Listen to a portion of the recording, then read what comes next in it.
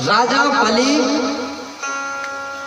इतने बलवान थे कि उन्होंने स्वर्ग के ऊपर, यानी स्वर्ग का राजा कौन है? इंद्र के ऊपर धावा किया और इंद्र से युद्ध करने के पश्चात इंद्र को परास्त कर दिया, उन्हें स्वर्ग से निकाल दिया और स्वर्ग पर अपना राज्य स्थापित कर लिया, स्वयं राजा बन गए।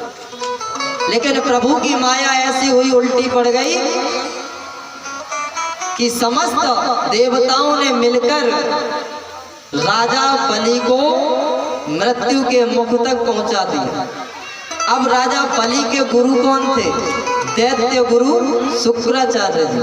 और शुक्राचार्य जी महाराज बाबा भोलेनाथ से, शंकर जी से मृत संजीवनी विद्या सीखे हुए थे। तो उन्होंने अपनी मृत संजीवनी विद्या के द्वारा राजा बलि को पुनः जीवित कर दिया। और जब पुनः जीवित किया तो उन्होंने पुनः विचार किया कि उसने सोचा देवों पर जय पाना तो एक समस्या है, ये तो कोई बड़ी बात नहीं, छोटी सी समस्या है। देवताओं पर विजय प्राप्त तो हम तुरंत कर सकते हैं, लेकिन अब हमारा उद्देश्य ये नहीं है। इधर कश्यप जी महाराज और महारानी अदिति ने, जिस समय कश्यप ऋषि समाधिष्ठ थे तो अदिति मैया कश्यप ऋषि के पास, यानी अपने पति देव के पास पहुंची। और ये 10 रुपए सुनील पटले भैया देवरी से दे रहे हैं, जोरदार तालियों से अभिवादन करेंगे, स्वागत करेंगे। तो उन्होंने कहा, अरे देवी, राज्य सही से चल रहा है, कोई सता तो नहीं रहा? बोले नहीं। किस कामना से आई हो? तो उन्होंने अपनी कामना बताई कि मैं एक सुंदर पुत्र प्राप्ति हेतु आपके पास कामना लेके आई हूं। तो आज कश्यप ऋषि ने मैया अदिति को एक फाल्गुन के महीने में रहने वाला, करने वाला व्रत का विधान बतलाया। कहा कि सूकर के, जहां पर सुअर यानी समझते हो गए आप लोग रहता है, उसके खुरों से खोदी हुई मिट्टी लाओ और उसे अपने शरीर पर लेपन करके नदी के अंदर अर्ध शरीर डुबाकर खड़े हो और एक मंत्र होता है उसका उच्चारण करो, सारी विधि बतलाई। उसके पश्चात तुम्हें उस विष्णु के स्वरूप वान ही एक पुत्र की प्राप्ति होगी। आज अदिति मैया ने वही विधान किया और जब वो विधान अपनाया तो महाराज समय आने पर वो प्रकृति का संयोग बना कि भगवान इस धराधाम पर आने के लिए तैयारी करने लगे। और मैं एक बात आपको बतला दूं, यदि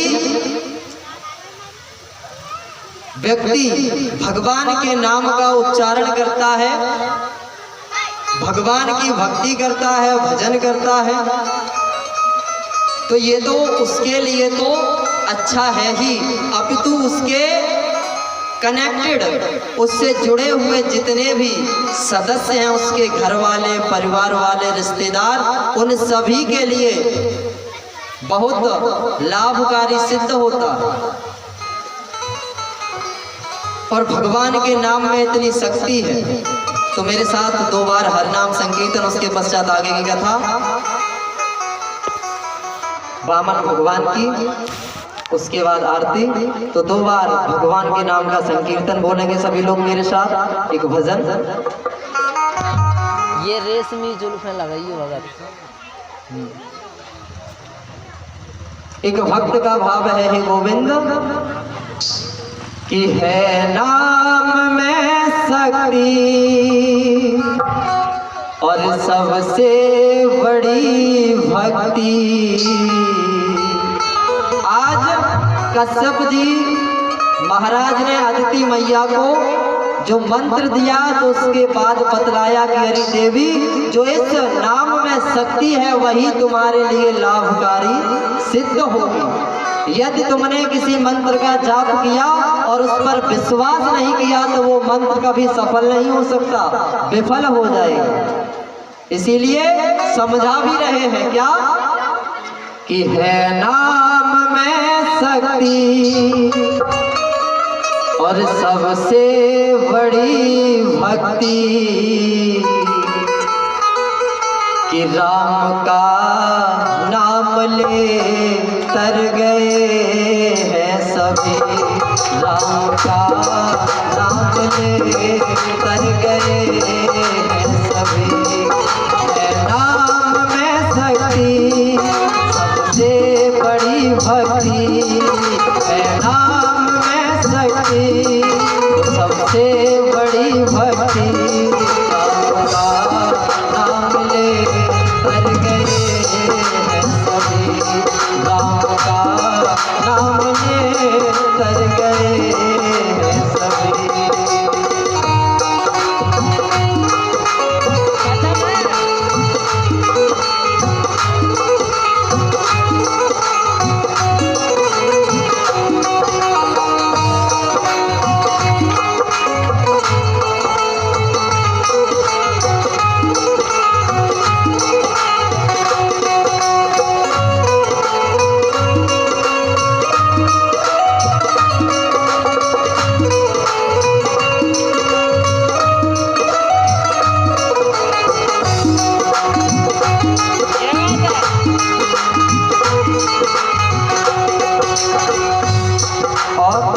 बतलाते हैं हरि देवी, बिना हरि नाम के ये काया किस काम की, बिना हरि नाम के ये काया किस काम की।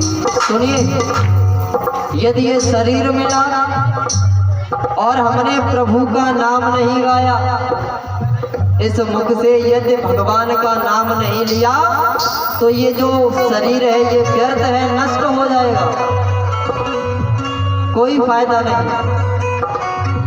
हो बिना हरि नाम के ये काया किस काम की, बिना हरि नाम के ये काया किस काम की। यहाँ मूरत नहीं छवि सिया राम की, यहाँ मूरत नहीं छवि सिया राम की। तो माल खजाना संग नहीं जावे, भैया भतीजा काम न आवे। जिन्हें खुश करने के लिए तू सारी उम्र गुजार देता है कि हाय पैसा हाय पैसा, वो कुछ साथ नहीं जाएगा। और जिन पर तू फूलता है ना कि ये मेरा भाई है, ये बेटा है, ये भी तुझे महाराज होली की तरह फूंक देंगे। जब मर जाते हो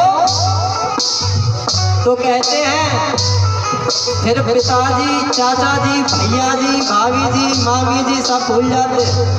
एक ही बात आती है कि समय ज्यादा हो रहा है, निकालो इस लाश को, एक लाश बना देते हैं। इसीलिए उस गोविंद का नाम ले लो, जो भी लिया है उसी को समर्पण कर दो, उद्धार हो जाए। बिना हरि नाम के ये काया किस काम की, यहाँ मूरत नहीं छवि सिया राम की। अरे बाल खजाना संग नहीं जावे, भैया भतीजा काम न आवे। बाल खजाना संग नहीं जावे, भैया भतीजा काम न आवे। तो उन चिताओं में फिर जल गए हैं सभी, और चिताओं में फिर जल गए हैं सभी। है नाम में शक्ति सबसे बड़ी भक्ति, है नाम में शक्ति सबसे बड़ी भक्ति। राम का नाम ले तर गए हैं सभी, राम का नाम ले तर गए हैं सभी, तर गए। क्या बोलना पड़ेगा? जोर से बोलना। और